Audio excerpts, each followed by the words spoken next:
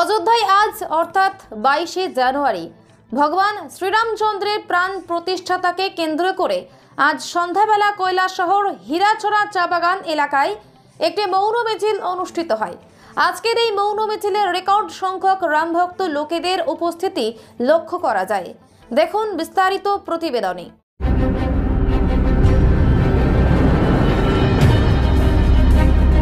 আজকের এই মৌন মিছিলে রেকর্ড সংখ্যক রামভক্ত লোকেদের উপস্থিতি লক্ষ্য করা যায়।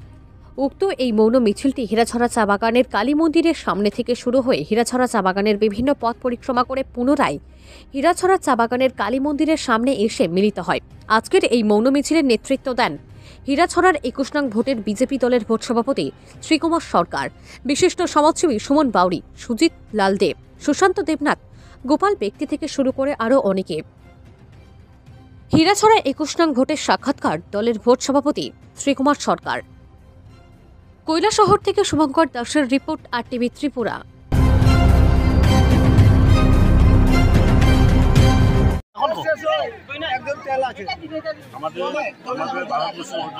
রাম মন্দির শ্রী রামজির প্রাণ প্রতিষ্ঠা হতে চলেছে। এই প্রাণ প্রতিষ্ঠার উপলক্ষে আমাদের হীরাছড়াবাসীর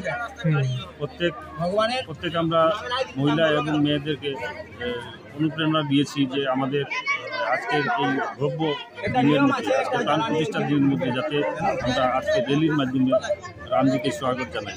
তার জন্য আজকে আমরা র্যালি অনুষ্ঠিত করেছি।